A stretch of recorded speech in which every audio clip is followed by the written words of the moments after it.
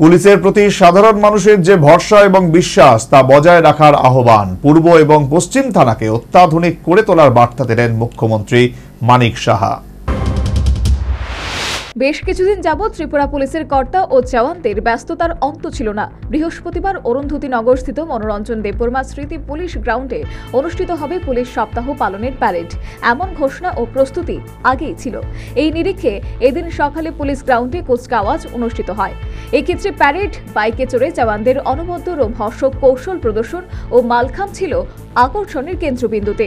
কুচকাওয়াজ অনুষ্ঠানে মুখ্য অতিথি হিসেবে উপস্থিত ছিলেন রাজ্যের মুখ্যমন্ত্রী মানিক সাহা। এছাড়া রাজ্য পুলিশের মহানির্দেশক অমিতাভ রঞ্জন সহ পুলিশের উচ্চপদস্থ অন্যান্য আধিকারিকরা উপস্থিত ছিলেন। শুরুতে স্মৃতিসৌধে ফুল দিয়ে শহীদ জওয়ানদের প্রতি শ্রদ্ধা নিবেদন করেন মুখ্যমন্ত্রী।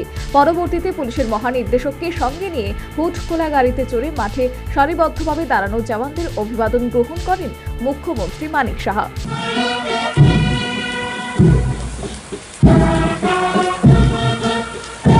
পাশাপাশি দেশাত্মবোধক গানে পুলিশ ব্যান্ডের তালে জওয়ানদের পরিপাটি প্যারেড পুলিশ গ্রাউন্ডে উপস্থিত সাধারণ ভরপুর উপভোগ করলেন।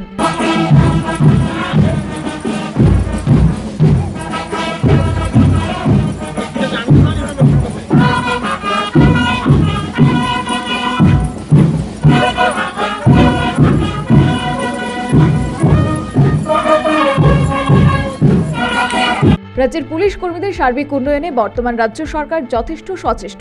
সেই কথা উল্লেখ করে পুলিশের বিভিন্ন স্তরে নিয়োগ সংক্রান্ত তথ্য নিজ ভাষণে তুলে ধরলেন মুখ্যমন্ত্রী।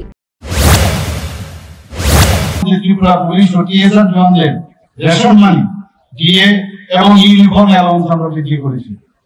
916 জন কনস্টেবলের নিয়োগ করেছি। 6067 জন স্পেশাল এক্সিকিউটিভে অলরেডি তালিকাভুক্ত হয়েছে। 218 জন সাব ইন্সপেক্টরের পদোন্নতি এবং প্রায় 1000 কর্মীকে বর্ধিত ডিউটি চার্জ প্রদান।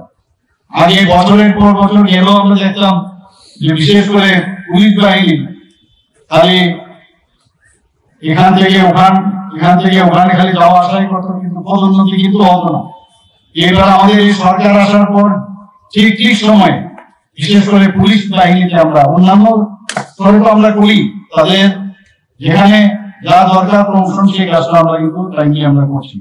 এসপিও এবং স্পেশাল এক্সিকিউটিভ যে সাম্মানিক ভাতা সেটা বাড়িয়ে যথাক্রমে 12,000 এবং 13,000 টাকা করা হয়েছে। ত্রিপুরা পুলিশের পরিকাঠামো উন্নয়নে অর্থ বরাদ্দ।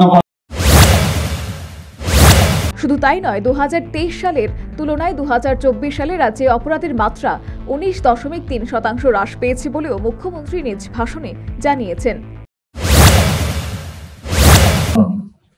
2023 সালের তুলনায় 2024 সালে সামগ্রিক যে অপরাধ 19.3% হ্রাস পেয়েছে।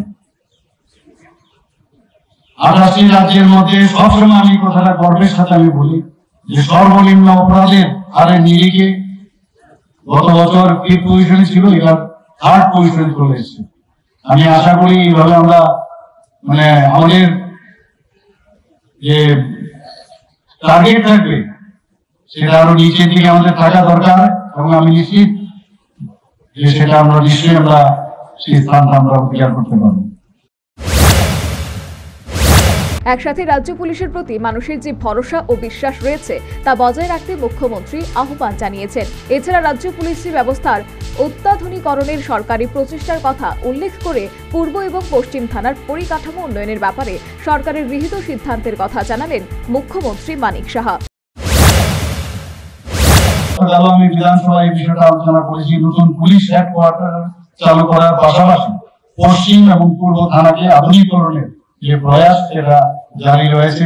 আমাদের যশস্বী প্রধানমন্ত্রী নরেন্দ্র মোদীজি আমাদের যখন সমস্ত মুখ্যমন্ত্রীদের যখন কনক্লেভ হয় সেখানে উনি বলেছিলেন যে থানাগুলোকে তৎকালীন সময়ে যে থানাগুলো তৈরি হয়েছিল সেইগুলোকে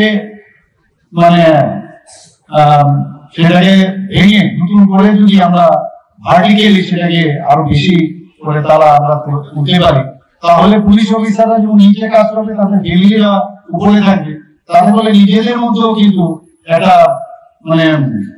ফিলিংস থাকবে যে আমি এই জায়গায়, এবং যখন সমস্যা হবে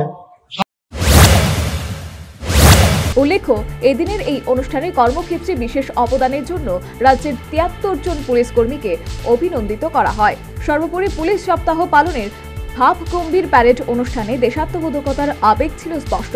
উপস্থিত সাধারণ ভরপুর এই অনুষ্ঠান উপভোগ করলেন। Bureau report, news vanguard.